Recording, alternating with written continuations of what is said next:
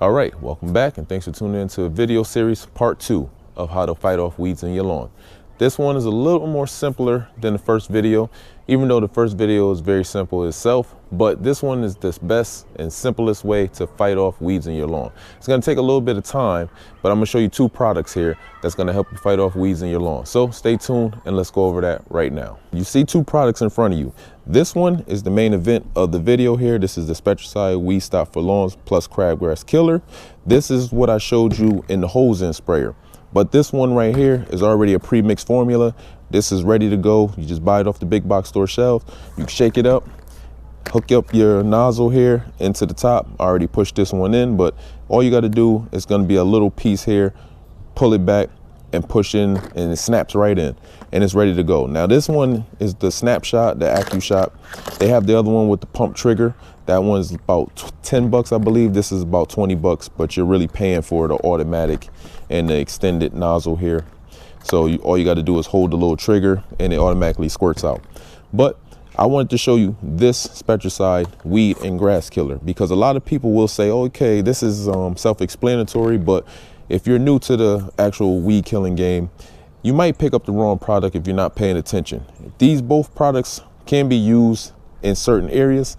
This one is intended to be used to wipe out everything. So if you don't want your grass or you don't want like your weeds or anything, or if you have a tough weed that you can't kill, this is your best method to go. But this is going to wipe out everything it touches. That's why it says Weed and Grass Killer. This one, you're supposed to use it to kill the weeds and not your lawn. But the key is make sure it is actually can be used on your actual grass type. That's very important. Now the grass types it can be used on cool season lawns like Kentucky bluegrass, fescue, ryegrass, Bermuda grass, and zoysia grass. St. Augustine, you have a whole different Spectracide that you can use on it. So don't use this on St. Augustine and centipede, I believe. Only the ones I just told you about. This one right here, this is really intended to be used in like your garden beds, your mulch beds, for that unwanted grass or weeds that's growing inside of them. If you don't feel like pulling it out, because a lot of people say, oh, I could just pull out the weeds. Yes, you can pull the weeds out, but the thing about pulling out the weeds, you got to make sure you're pulling it out from the root. You got to get the root when you're pulling out the weeds. If not, you're going to just break off the stem and the weeds are going to grow back because the root is still deep down inside the soil or your mulch beds or wherever it's at. So that's why people intend on just, let me just spray the weeds. I don't have to worry about it. In 2 to 3 days, it's completely gone. This is going to wipe out the fastest. But I wanted to show you that one just because a lot of people get mixed up. Now, right now, there's nothing to really do in the lawn here. I'm just waiting for everything to fill in and continue to grow. But right now, this is when I walk the lawn. If I have them little pesky weeds that I didn't kill or got past my pre-emergent or anything of that nature, that's when I'll go walk around with this, get right up on top of the weed, spray it, give it a nice little squirt, and to the point where it runs off a little bit. Make sure you soak it. Now, to make the weed killer a lot more efficient, you can open this top up. A lot of people don't know. These things screw right off. So like I showed you with the hose-in sprayer, if this nozzle or the siphoning straw is not attached, don't buy that bottle. If it gets home, sometimes this stuff gets clogged up too, because sometimes these bottles sit on the shelf for a long time and some people say, oh, it's clogged up, the solution won't come out. You can also just take it out, you know, unclog the nozzle, or take it back to the store, get another one. But while you got the nozzle off like this, you can pour a little bit of surfactant in it. So now maybe 1 tablespoon, 2 tablespoons would do the trick. A surfactant is something like Dawn dishwashing soap or a dedicated surfactant. Get the Dawn dishwashing soap or the knockoff brand, but use the one without the antibacterial soap inside. You want just a plain Dawn dishwashing soap. The one that's that they have the ducks on, that's the best one to use because it's soft and you just want to use it as a surfactant. A surfactant will help this weed killer be a lot more efficient. It's going to stick onto the weeds. You ever notice that the weeds or a grass plant have that little waxy coating on it? Well, that's because it's a protective layer. That surfactant will help eat at that protective layer and help your weed killer be a lot more efficient in killing. So sometimes you guys will say, oh, it doesn't work. Sometimes you might need 2 treatments on a hard to kill weed. Or like I said, use the surfactant. Normally when I use a surfactant inside that this bottle here or any of my weed killers, I kill the weeds after 1 little application, maybe about a total kill in about 5 days. You'll see it start to wilt over in 48 to 72 hours, but a total kill in about 5 to 7 days. Then you can go ahead and just mow your lawn. I don't never go out and pull the weeds up. I just go mow my lawn regularly, and normally it'll just mow right out. So that's what you want to do. Make sure, read your labels, because this is a ready to use, no mixing required. Just shake it up and ready to go. Also, you'll have everything you need on the pull tab back here, and they'll have all your weeds listed right here. So if you're looking for wild onion, wild violet, creeping Charlie, anything of that nature, a lot of times these weed killers definitely handle a lot of weeds.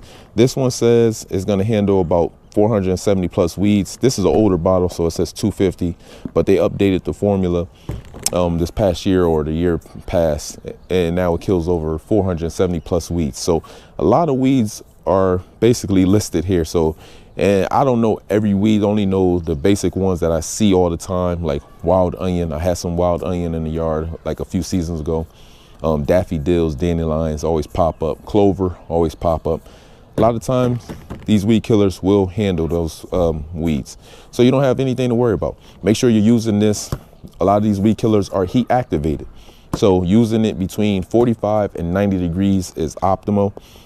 Anything over 90 degrees, you run the risk of burning your lawn, and you don't want to do that. So make sure if you're going out to spray any weeds or anything in your lawn, make sure you do it early enough and during the day when the sun is not as hot, or wait later in the evening when the sun is starting to go down, and you'll be all right.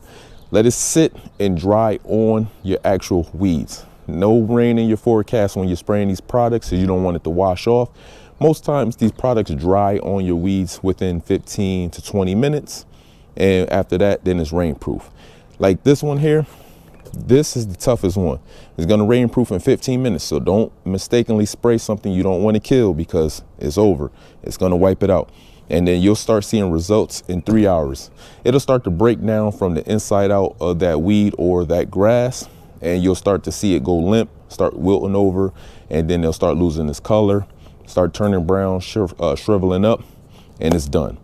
So like I said, complete kill 5 to 7 days, but you'll start seeing the actual results in 48 to 72 hours.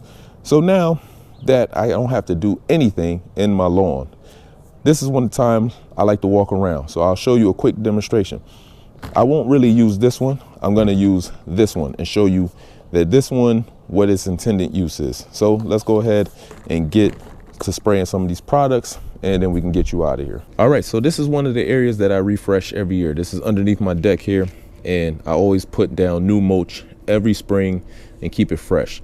But in the mix of doing that, as you can see, I got some unwanted grass, unwanted weeds that is actually growing over here.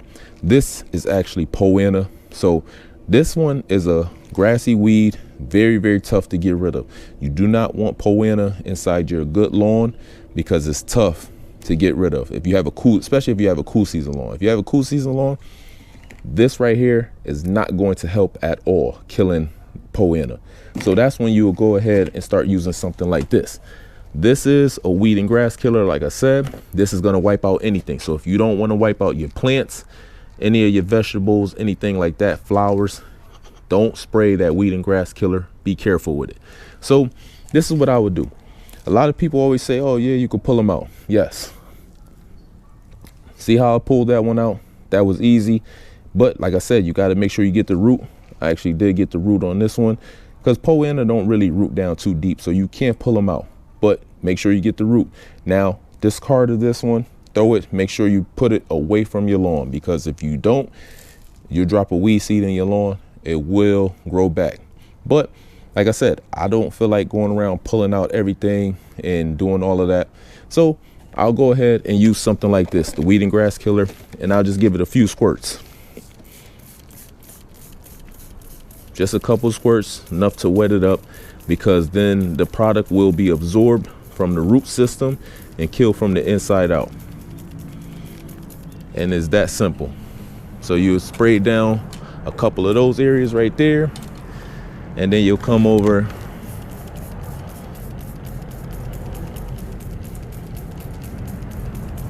and spray a couple more areas right there. And it's that simple. And you just walk around and spray. Now see how I got some POA right kind of next to my line here, and some grass, but I don't care about this grass over here because I will be creating a mulch bed and grass line once everything grows in, and I will kill off everything, basically lining it up perfect, and have my mulch and my grass kind of meeting, but at a little angle, or basically like a little ditch. So you just spray everything that you don't want in your mulch beds or your garden or your flower. But like I said, do not spray anything that you want to keep or intending to keep, because you will ruin it. So that is that with this weed and grass killer. You can walk your lawn, cracks and crevices like this, and stuff that you don't feel like pulling out, just give it a couple squirts. And this is what I do every season while my grass is actually growing in and I basically don't have anything to do. I start cleaning up around the grass and the lawn and everything like that. Just very quick, just spraying it. Make sure you control your spray. No overspray into your lawn so you don't make any mistakes. And it's hard to actually dig out the roots in between the bricks here. So this is where this weed and grass killer comes in handy. So I know a lot of people always say, why don't you just dig it out? But sometimes you can't.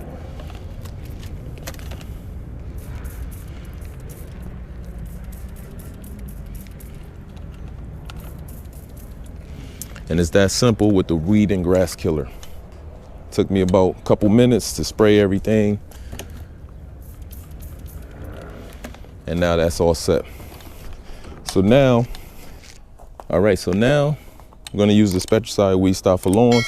And now this one, you can just walk in the lawn here and find any unwanted weeds, anything that don't look right.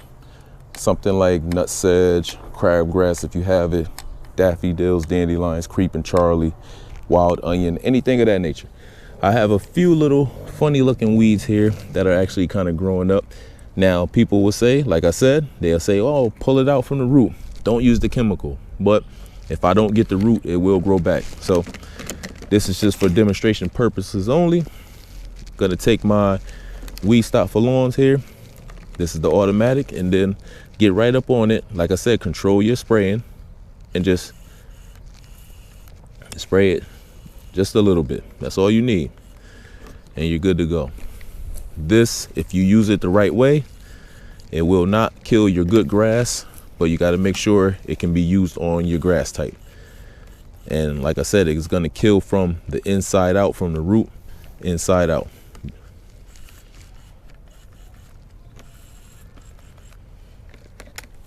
So it's that simple. Those few little weeds will die off in a couple days.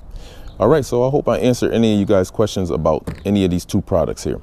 This one right here, like I said, is supposed to be used in your good grass without harming your good grass. This one is intended to be used driveways, cracks, crevices, and wipe out any grass that you don't want. I know it's very easy to get these products mixed up if you're not paying attention or if you're new to lawn care, but that's why I want to show you guys the difference. Keep this one away from good grass unless you got pesky weeds and you don't care and you just want to wipe out everything. Now, when I did a full renovation, I did use something like this to wipe out the complete yard. If you guys want to check that video out, it's on my channel. I'll link it at the end or link it in the description here. But I did use a weed and grass killer to wipe out everything, to start from bare dirt. But this one is my go-to every season if I have some weeds. If I don't want to go ahead and use a hose in sprayer or mix up my own product, I'll just buy this one right off the shelf. It's already pre-mixed, nothing to worry about. Shake it up, give it a little couple squirts of surfactant, and you're good to go. But I hope you guys enjoyed the video. Please like the video, subscribe to the channel. Stay tuned for part 3 of this weed killer video series, and I'll see you again.